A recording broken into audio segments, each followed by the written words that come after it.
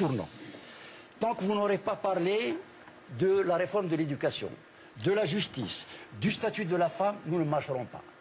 Il a mis en place les commissions de réforme de la justice, du statut de la femme, de l'État, etc. On a envoyé 2 personnes. Il voulait que je rentre personnellement au gouvernement. J'ai dit la confiance entre vous et nous, on a le temps. On vous verra 10 mois plus tard, il n'y a rien eu, nous sommes sortis du gouvernement. C'est une pédagogie importante dans le tiers-monde.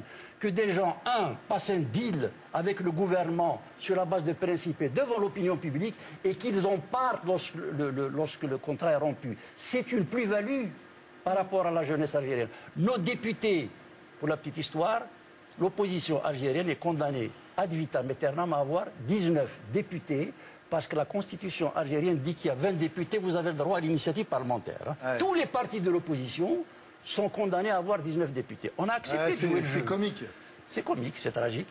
Mais les interventions de nos députés à l'Assemblée ont donné du punch, ont donné du courage à la jeunesse. J'étais à Tunis.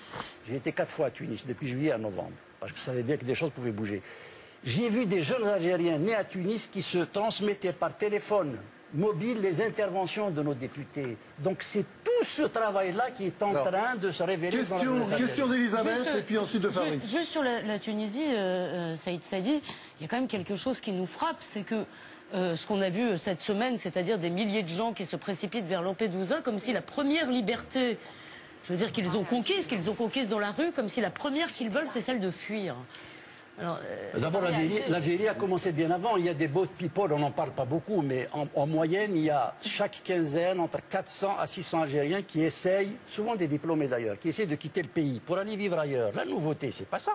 La nouveauté, c'est que ces jeunes ne sont plus captifs de l'islamisme, ils veulent aller ailleurs. Voilà la véritable nouveauté.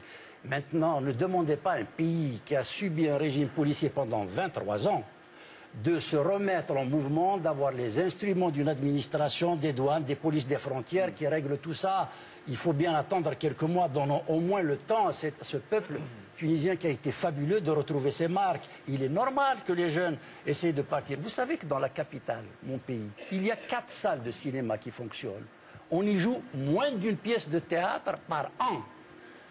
Ah oui, déculturation en plus. Ouais. Déculturation, censure et déculturation. Donc le miracle, c'est que ces jeunes-là ne soient plus captifs de la tentation extrémiste et qu'ils essayent d'aller ailleurs. Je pense qu'ils nous regardent ce soir. Fabrice. Oui, enfin, vous n'êtes pas seulement là à cause de la manifestation de demain, mais vous êtes aussi là parce que vous avez écrit un livre sur un personnage très important de la révolution algérienne. Le colonel Ami Rouge, c'était son prénom, mais c'est devenu son nom de guerre.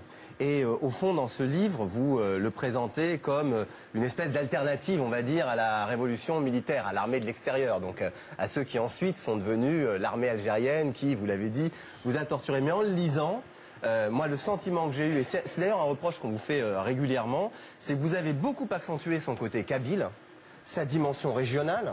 Et au fond, ça pousse presque à vous faire un grief de vous dire que vous êtes un peu trop régionaliste, que vous appuyez un peu trop une partie de la population contre une autre, que vous avez une référence, au fond, et c'est peut-être ma dernière critique, que vous avez une référence à un personnage qui est certes un grand combattant, mais est-ce que c'était vraiment un démocrate? C'est-à-dire, est-ce que la figure que vous voulez prendre et que vous voulez présenter aux jeunes Algériens aujourd'hui pour une révolution, est-ce que c'est pas quand même quelqu'un derrière qui était capable de faire des exécutions contre les adversaires qu'il avait, y compris dans son propre mouvement, de gifler un malheureux garde champêtre un peu alcoolique. Enfin bref, je vous ai lu, il y a plusieurs anecdotes comme ça m'a frappé. C'est pas le sommet. Sur la photo du livre, là, il est tranquille, mais il y a plein de photos avec lui. Il est toujours les armes à la main. C'est normal d'ailleurs, c'est un guerrier.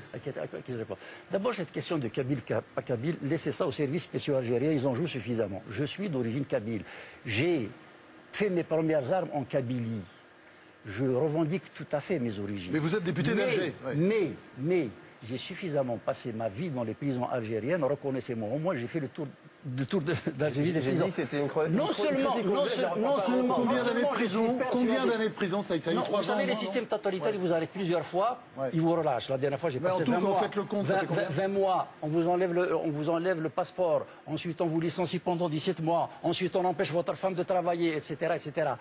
Non, ce que je voulais dire, non seulement je revendique ma kabilité, mon algérianité, mais je suis même persuadé, vous voyez, que l'avenir n'est ni en Algérie, ni en Tunisie, ni au Maroc, il est dans l'espace nord-africain entièrement.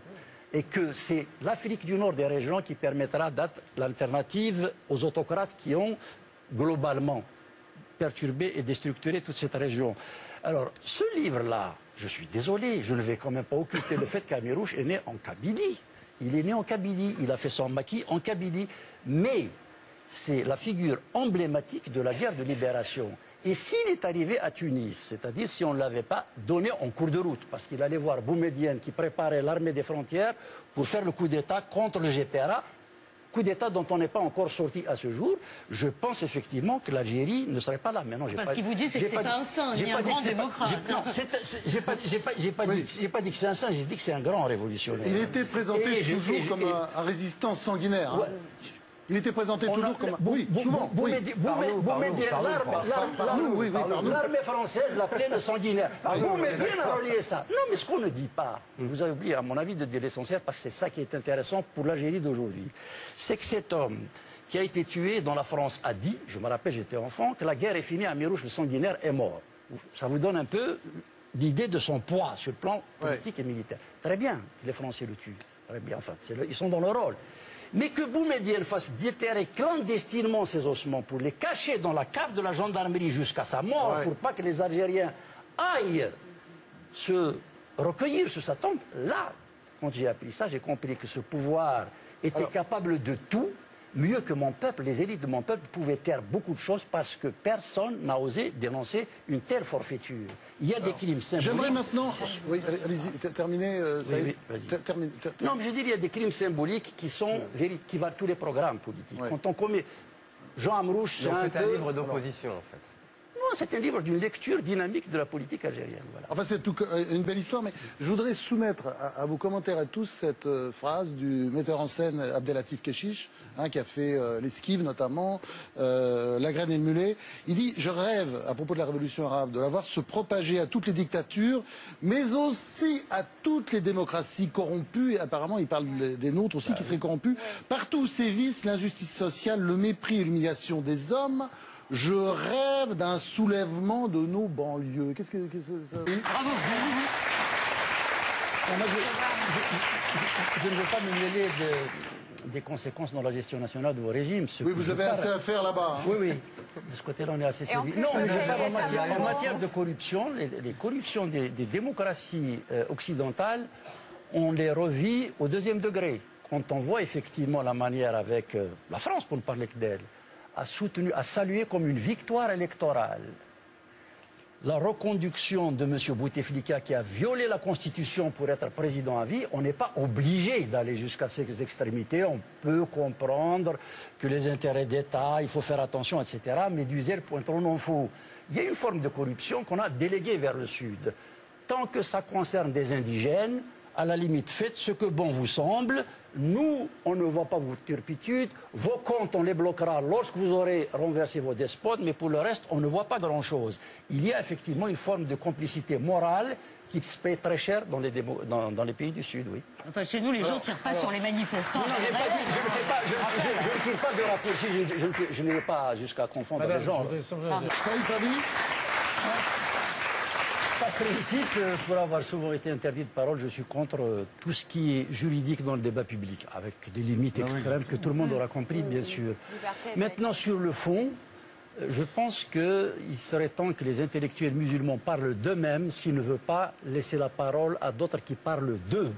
Et entre la stigmatisation systématique qui ferait que tout musulman est nécessairement un terroriste potentiel, ou bien la condescendance dont on fait preuve ici et là avec quelqu'un, dès lors qu'il est un peu exotique, un peu plus ou moins parfumé, on lui passe toutes les horreurs, je crois que c'est notre faute. C'est la vacuité de la parole des intellectuels musulmans qui a fait qu'ils sont devenus objets et pas sujets de leur propre parole. Jérôme Garcin. Et puis, vous partez tout à l'heure, vous allez partir demain matin plutôt en Algérie. Vous avez passé beaucoup de temps en prison, vous pensez que vous craignez encore la prison? Vous savez, c'est un la torture, la prison, vous avez c'est un beau et grand pays, l'Algérie. Il y a eu d'authentiques héros qui sont sacrifiés. Le moins que l'on puisse dire, c'est de traduire actuellement l'état démocratique et social, parce que c'est pour cela que le peuple algérien s'est levé pendant la guerre de libération en une nation démocratique. Ça vaut le coup. Vous serez évidemment à la grande manifestation demain.